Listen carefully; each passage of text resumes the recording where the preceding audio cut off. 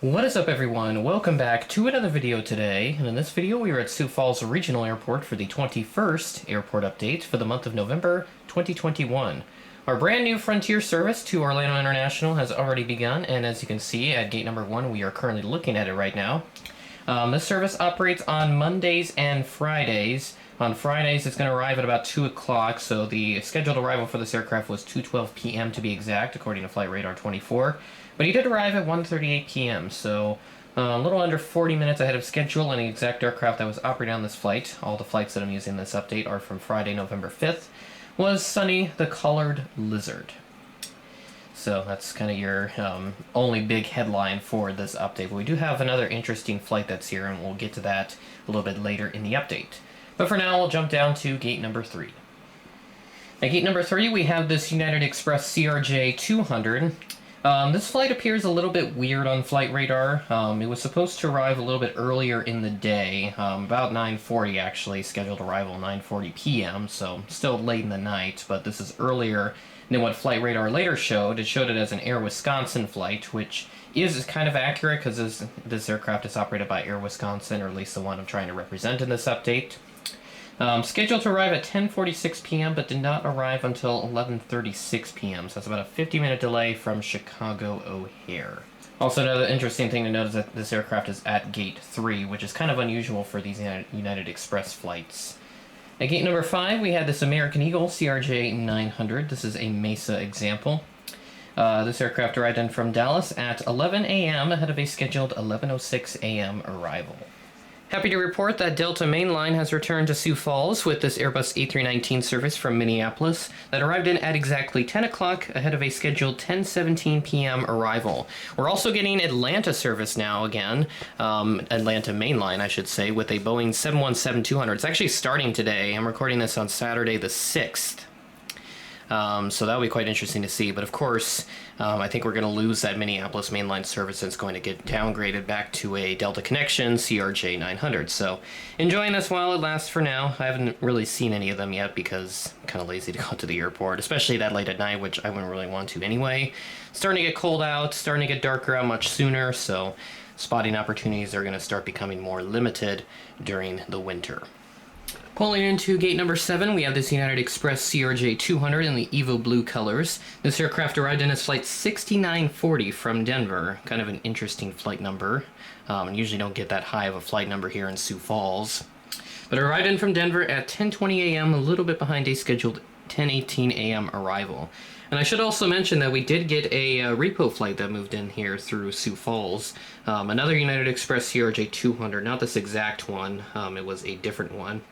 Flight 6951 down to Oklahoma City, November 430. Sierra Whiskey was the aircraft that operated on that flight. Looks like it originally landed at Sioux Falls on the 4th as Flight 5378 on the about 4:30 p.m. flight. Arrived in at 4:18 p.m. ahead of a scheduled 4:27 p.m. arrival. Was supposed to be repoed on the 5th, but that flight got canceled and was pushed back to the 6th. And it did depart at 11:41 a.m., a little bit behind a scheduled 11:30 a.m. departure time. And I did see this flight. It was literally just like, I don't know, half an hour ago from me recording this. I'll pop up the clip that I was able to get. For whatever reason, the landing gear was down as it flew by, so I'm not sure if they were having some problems with getting the landing gear up, but they eventually did climb up to a higher altitude, so I would assume they got that problem sorted out, or they must have had hot brakes upon departure, so that's something a little bit up for debate.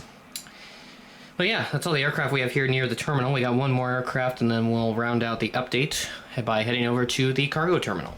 This aircraft's also supposed to be heading to Gate 7, but pretend that the aircraft is taxiing to this area of the airport, right over there, and it's going to wait for that United Express CRJ 200 to clear out the area. Yes, I know there's a 7A and 7B, but because there's only one jet bridge, it's going to be a little bit difficult for both those aircraft to be at that gate simultaneously.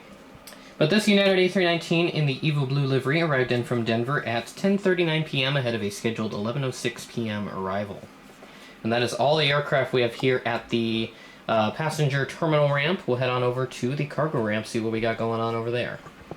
Nothing too unusual going on here at the cargo ramp, and of course this area is still not occupied, but I do plan on getting some Shapeways models in the future of some Beech 99s and 1900s and some smaller Cessnas as well, because we do get those quite a lot, especially for some of the smaller cargo services that go out to those smaller towns within South Dakota and North Dakota. So make sure to keep your eyes peeled for that. Hopefully I'll be able to get some this Christmas, but we'll have to see how that turns out, especially with how many models I got on order right now for the list.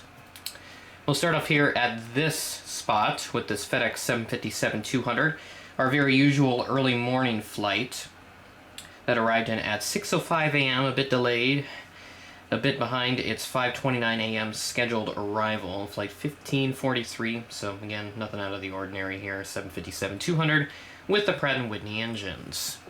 Our other cargo early morning flight is this UPS 767-300, arriving in from Louisville at 5:19 a.m., a bit behind its original 4:59 a.m. scheduled arrival. So again, nothing unusual here at the cargo ramp today, and that will do it for the update. Really happy with how this airport turned out, especially with the updated ramp that I decided to make a couple of months ago now, which surprisingly it's been that long since I made this. But yeah, really happy with how this turned out. I had to shrink down some stuff because obviously this card table is not big enough to fit a true 2-scale replica of the actual passenger terminal ramp, so again, things had to be shrunk down a bit. But either way, it's nice to see that we got Delta mainline back, and then we obviously have the new Frontier service down to Orlando. Our Allegiant service to Austin, Fort Lauderdale, and Santa Ana begins a little bit later in the year, towards December. And I think those are going to be seasonal. Not sure. I will have to do some checking on that when I get the chance. But yeah, that's about it here for this update. So with that being said, that is the end of the video. Thanks for watching, and I will catch you in the next one.